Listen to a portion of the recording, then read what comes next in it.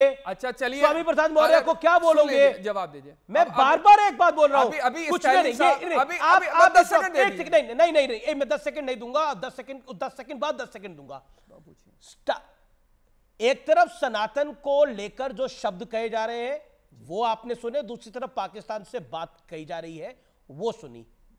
ये एजेंडा क्या है? अब आपकी बात जॉर्ज सोरोस का एजेंडा है क्या? अब आपको बता दूं। हाँ बताइए। देखिए, अभी G20 की जब समिट हो रही थी तो स्टालिन साहब का हाथ पकड़े माननीय प्रधानमंत्री जी खड़े हुए थे, और इससे पहले एनडीए का गठबंधन रहा हुआ है या नहीं रहा हुआ अटल बिहारी वाजपेयी जी के दौर में, पूछिए जाकर को। और अभी भी अगर आज गठबंधन जो है भारतीय जनता पार्टी के साथ हो जाएगा, गठबंधन पे आ जाते हैं। अभी गठबंधन किसके साथ है? एक फंस गए आज आप अपनी बात को बोलकर। बिल्कुल आज की तारीख में गठबंधन पार्टी फंस गई नहीं, स्टालिन का गठबंधन आज की डेट में किस पार्टी के साथ है? स्वामी प्रसाद मौर्य की समाजवादी पार्टी का गठबंधन किस पार्टी के साथ है? जेडीयू का गठबंधन किस पार्टी के साथ है?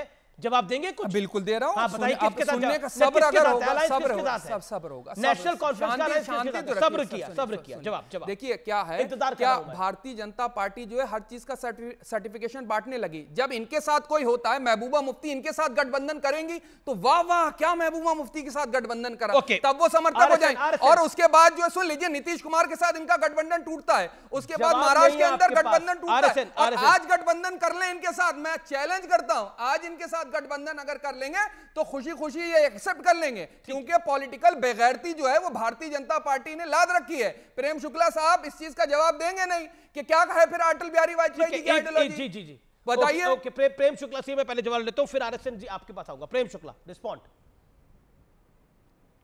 ये देखिए, मियां खामखा की बातों के अलावा कुछ कर पाए?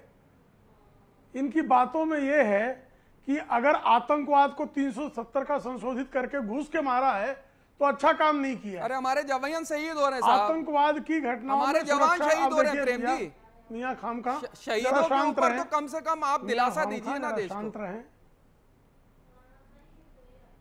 नहीं, दिलासा नहीं देते, हम घुस के मारते हैं। हम दिलासा देने वाले लोग नहीं हैं। आतंकवादी के माद में घुसकर उसको मौत के घाट उतार कर वो कब्र में भी समूचा ना जा सके ऐसा इंतजाम करके सुपुर्दे खाक करते हैं। ये भारत की परंपरा है, ये भारत का शौर्य है। आतंकवादी के घर में घुस के मारना और पाकिस्तान को 9 वर्षों में ऐसी स्थिति में खड़ा कर देना कि पूरी देश में, पूरी दुनिया में भीख का कटोरा लिए टहले सौदी अरेबिया तक उसके साथ खड़ा रही है। तो जिना की मजार पे जाकर के क्या करा गया था? लेकिन मियां जिना की मजार पे जाकर के महिमा पर लग रही है, वो नहीं बोले, allow him time. Syed Jawad. फिर मियां खामखा की दशा ये है। अभी आपको मियां खामखा, ये मोहम्मद अली जिन्ना था कौन जरा जान लीजिए। ये कांग्रेस का नेता था, और हमारे आदरणीय आडवाणी जी ने अगर वहां जाकर लिखा तो उनको तत्काल पार्टी ने राष्ट्रीय अध्यक्ष पद से निवृत्त कर दिया था। यह भारतीय जनता पार्टी की विचारों के प्रति समर्पण है। और मोहम्मद अली जिन्ना जो है उसके तलवे चाटने वाले आज तक तलवे चाट रहे हैं कांग्रेसी।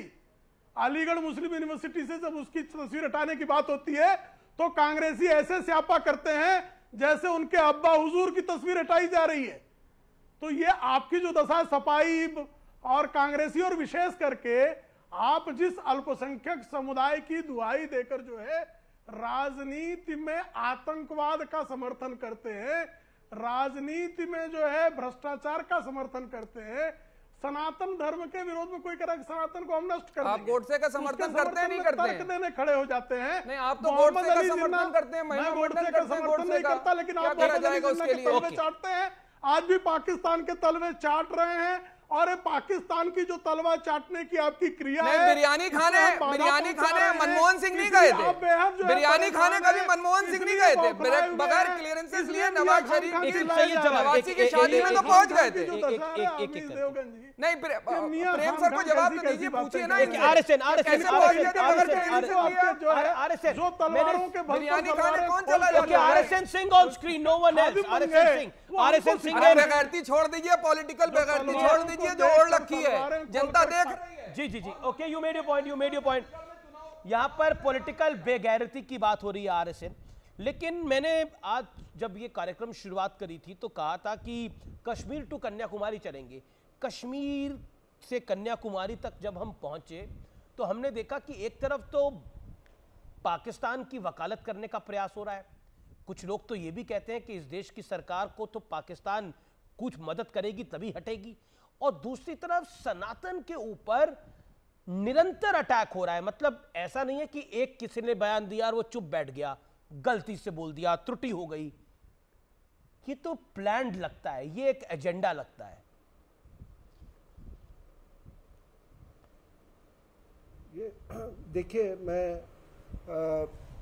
आप पूछेंगे कि इसका हल क्या है, इसका स्थायी सल्यूशन क्या है, तो अगर बहुत पीछे के इतिहास में गया वो उनसे मिले वहां पे उन्होंने मजार पे चादर चढ़ाई।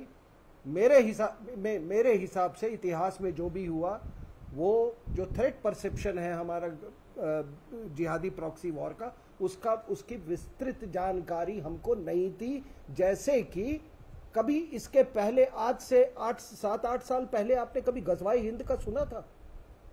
It is there in the scriptures. तब इसका सोल्यूशन क्या है? आज यहां पर पाकिस्तानी पैनलिस्ट नहीं बैठे हुए थे, पिछले चैनल में 2 नालायक बैठे हुए थे, मैं ये बातें नहीं कह सकता था। देखिए, ये पूरी जो यहां से सिलेबस जाती है जिहाद की पाकिस्तान में, वो इंडिया से जाती है, आपके देवबंद से जाती है, चाहे वो बरेलवी हो चाहे अहले हदीस हो। जैश ए मोहम्मद क्या है? एक बरेलवी ऑर्गेनाइजेशन है। लश्कर ए तोयबा क्या है? इस अहले हदीस। तहरीक लबैक क्या है? बरेलवी है। और सिलेबस कहां बनता है? ये हिंदुस्तान में बनता है। ये इधर का फेसेट है प्रॉक्सी वॉर का। ये दुकानें बंद कीजिए। ठीक है, इस दुकान ने पाकिस्तान बनवाया, इस दुकान ने पाकिस्तान बनवाया। और जब तक आप आइडियोलॉजिकल कंपोनेंट नहीं एड्रेस करेंगे, देखिए, आप एक चीज जान लीजिए, आप कह रहे थे कि पाकिस्तान की बड़ी गुर्बत है। गुर्बत में भी जिहाद, अमीरी में भी जिहाद। आपने फ्रांस में देखा, फुटबॉल में हार में भी जिहाद, जीत में भी जिहाद। तो नो योर एनिमी। आप अपने दुश्मन को कृपया जानिए। और मैं आपको कह रहा हूं, जहां तक कश्मीर का सवाल है, इन सबको अंदर कीजिए, आप अंदर कीजिए। जो भी ऐसे भी ये धरती के बोझ है, इनको ये जो है ना, जिनका नाम हमने लिया, जी मैं स्वामी जी, इनको हटाइए। एक महीने में जी मैं विषय पर सनातन की, ओके, मैं आता हूं आपके पास स्वामी दीपांकर। ये सनातन की क्रोनोलॉजी जो है, उसको लेकर बहुत सारे क्वेश्चन मार्क खड़े होते हैं। क्या कहना चाहते हैं आप? क्या आपको लगता नहीं है कि मतलब जिस तरह के बयान आ रहे हैं, वो एक बार ही आए तो गलती है, बार बार आए तो फिर तो एजेंडा है ना? और सिर्फ ये कह के निकल जाना, देखिए एक इंडिविजुअल बयान है, इस पर क्या बोला जाएगा? किसी और धर्म पे बोल के देख ले। नहीं, देखिए